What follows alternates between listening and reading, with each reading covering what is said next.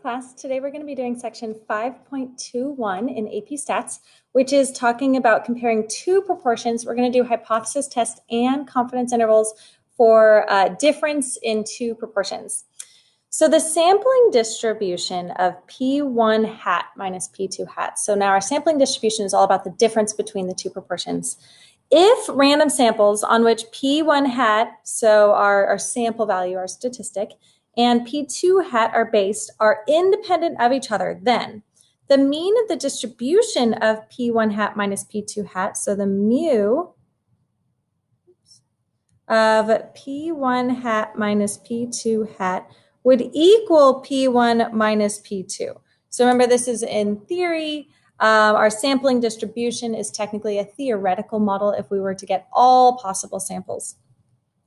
The standard deviation of the distribution would be the square root of P1 times 1 minus P1 over N1 plus P2 times 1 minus P2 over N2. Now, these two pieces are on your AP Stats formula sheet. You can see for two proportions, we've got all of that information there. Okay. Note, computing this value will be problematic when we conduct a hypothesis test. We're going to see a problem with this a little bit in example 1. The sampling distribution is approximately normal if both of our sample sizes n sub 1 and n sub 2 are sufficiently large, which means n1 times p1 has to be at least 10, and n1 times 1 minus p1 has to be at least 10, and N2 times P2 has to be at least 10, and N2 times 1 minus P2 has to be at least 10. So we need to check all 4 of those. It is known that the sampling distributions of P1 hat and P2 hat are both approximately normal. I guess separately, but we're concerned with the sampling distribution of the difference between our P1 and P2 hats. All right, so two proportion hypothesis z-test for P1 minus P2. So remember, when we do our hypothesis testing and our confidence intervals, it's important that we name what we're doing. So that would be how you would name your hypothesis test. So two proportion hypothesis z-test for P1 minus P2. In general, when we compare the difference between two sample proportions, we have a null hypothesis that P1 equals P2, which means that they would be the same. And then we have an alternate hypothesis, which is either P1 is greater than P2 or less than or not equal to. When we write them, we usually write them in terms of the difference between the two instead of separating them, but technically you can write it either way. Conditions for our two proportion hypothesis z-test for P1 minus P2. The first one is randomization, as it usually is. The only difference between what we've seen before when it was just one single proportion and what we're seeing here are there's two different types of independence that we need to talk about. We need to talk about independence within each sample. This is the same independence that we talked about before. We can use the 10% rule to do this for each one of the two samples. But the new independence, we need to make sure that there's independence between the two samples. And then for this one, you can usually just use context or randomization can produce independent samples. So a couple ways you can do that. And then we need to make sure that the sample sizes, both of them, are large enough to assume the sampling distribution of P1 hat minus P2 hat is approximately normal. All right, so let's look at example 1. The article, What a Fix-It, Duct Tape Can Remove Warts, described a study in which wart patients were randomly assigned, that's good, to either duct tape treatment or the more traditional freezing treatment. Data consistent with the values in the article are summarized below. So remember, these are our sample values, and I can calculate P1 hat if I make P1 the true proportion of successful wart removal by freezing. That would be 60 successes over 100, so 0.60. And then P2 hat is 88 over 104, which is approximately 0.85. So the first thing we need to do, just a reminder, is we need to define our two variables. So what is P1, what is P2, and make sure you use the word true or population proportion when you're writing that to make sure that you're not talking about the sample proportions. H naught is going to be that P1 minus P2 is equal to 0. So this would mean that the two wart removal techniques are the same. Now, granted, it asked us in this problem, do the data suggest that freezing is less successful? So they want to know if freezing is less successful than duct tape. Now, this is just one direction. So if freezing is less successful, then P1 minus P2, so less successful, P1, the success rate would be less than P2. So is freezing less successful? So P1 minus P2 would be less than 0. So this would denote that freezing is less successful, which means that this one is actually greater than or equal to for our null hypothesis. It's not just an equals.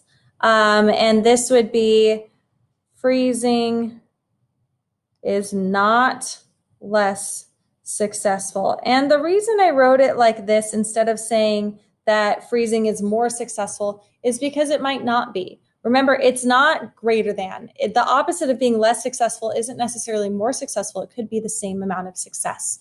So just be careful about that. All right, so let's talk about our conditions. Again, we want to name our test. So it's a two-prop or two-proportion hypothesis z-test for P1 minus P2. Our conditions, the first one, it did state that we have a random assignment to treatments. So they're randomly assigned to the two treatments. The second one, we want to make sure that we have independence within each separate sample. So this is our 10% rule. 100 is less than 10% of all freezing patients, and 104 is less than 10% of all duct tape patients. Now, granted, I wasn't given that information. I'm just making an assumption that we'll probably have, that's probably less than 10% of all the different types of patients. The third one, random assignment of treatments creates independence between the samples. So that's nice. And then the fourth one, for our normal distribution, we want to make sure that N1 times P1. And now granted, we don't have P1. We have P hat 1. Because we don't have the true proportions, I'm just going to use the P hat values when I'm doing this. So that 60 is greater than or equal to 10. And 100 times 0.4, the opposite is 40, which is also greater than or equal to 10. 104 times 0.85 is 88, which is at least 10. And 104 times 0.15 is 16, which is at least 10. So the sample sizes are large enough to assume the sampling distribution of P1 hat minus P2 hat is approximately normal. Don't forget the word approximately in there. All right, so our Z formula, and again, this is technically on our sheet, but kind of in a different way. So if you look at the first page of our sheet, there's a formula that says standardized test statistic equals statistic minus parameter over standard error. If you take all of our pieces together, you can kind of format this equation here. But pretty much we want the difference between our two statistics minus the difference between the true proportions divided by our standard deviation, and that formula is definitely, the standard deviation formula is on your sheet. Now, when I start writing this in, I have P1 hat, so that's 0.6 minus 0.85 minus, and then P1 minus P2 is assumed to be 0 because that was from our null hypothesis. P1 minus P2 equals 0. Divided by the square root of, and now we have a problem. I don't have P1. I don't have P2. So when we don't have them, what we want to use for this specific situation is what we call PC, P sub C, which is the number of successes in both samples divided by the sum of the two sample sizes. So PC in this case would be 60 plus 88. So that's the total number of successes divided by 100 plus 104. And I get approximately 0.725. So that's what I'm going to use here instead of P1 and P2 for my standard deviation. So I'm going to have 0.725 times the opposite of that, 0.275, divided by 100, so N1, plus 0.725 times 0.275 divided by 104. And my z-score ends up being negative 3.94. Now I need to find my p-value, so the probability that my z-score, now again, to figure out which direction we go, look at your alternate hypothesis. P1 minus P2 was less than 0. When I get a z-score of negative 3.94, I want to see what's the probability that it was that or less, more extreme. So z is less than or equal to negative 3.94. This is approximately 0. We are almost 4 standard deviations below our mean. That's really not very likely to happen. Now, before we do our conclusion, I wanted to show you how to get these values on your calculator. I forgot to show you this for the one proportion hypothesis test, but it's really similar. So on your calculator, what you would do is go to Stat, go over to Tests, and then we can see I have a 1 prop z test and a 2 prop z test. So for our previous lesson, we would have done 1 proportion z hypothesis test. Today we're doing 2 proportion z hypothesis test. So x1 is the number of successes for our first one, which was 60. So I can type 60, and then our n1 was 100. Our second number of successes was 88, and out of 104. My alternate hypothesis was, and let's go back up, P1 minus P2 is less than 0, which means P1 would be less than P2. And then I'm going to draw this. You can calculate, but I like to draw it because, oh no. Okay, well, let's just go to calculate then. My calculator is having issues. It worked on my regular handheld calculator. Not sure why it's not working on this one, but that's okay. All right, so I'm going to go down to calculate. Try this instead. Okay, so we have a lot of information here. It gives us the z-score. That's the same z-score we had of negative 3.94. I just wanted to make a note, though. It's great to use the calculator to make sure you get the right values, but you still have to show your z formula. So don't forget to show your z formula. And it's always a good idea to draw a z-curve. I know I didn't draw it here because I ran out of room, but always a good idea to draw your curve in shade. Your p-value probability is 4.1 times 10 to the negative 5th power. So that's 0.00004, which is approximately 0. And it tells me what my P1 hat is, what my P2 hat is.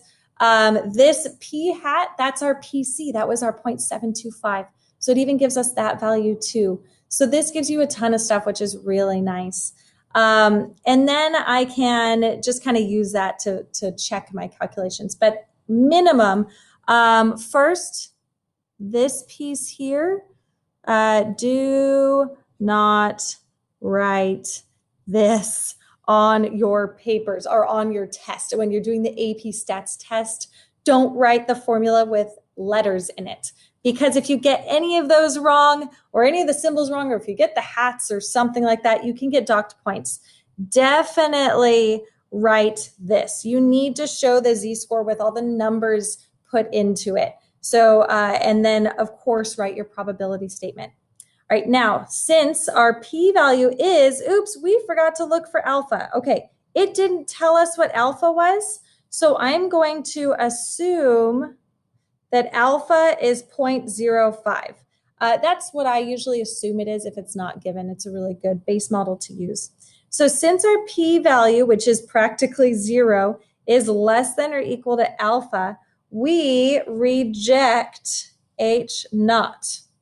Thus, we have sufficient evidence. So if we're rejecting H naught, it means we can, so do we have enough evidence to say that freezing is less successful? If we reject H naught, then yes, we do in this case. So we have sufficient evidence to support the claim that freezing is less successful than duct tape at removing warts. Remember, we're not saying that freezing is definitely less successful. We are saying that we have enough evidence to support their claim that freezing is less successful. I'm not saying that it for sure is true or false. All right, and then so that is a two proportion hypothesis C test for P1 minus P2. All right, we are almost done with the lesson. I'm just going to do a little bit more here. On the next page, I want to talk about two sample confidence Z intervals for P1 minus P2. Let me clear this out. We're going to use it again. Here's your formula. So we have our difference between our statistics plus or minus our test statistic or critical test statistics, so Z critical value times our standard deviation. Now remember, we use P hats, use P hat 1 and P2 hat since we, we don't have P1 minus P2 P1 or P2. Now this is different. When we did the hypothesis test, we used PC because we didn't have P1 or P2.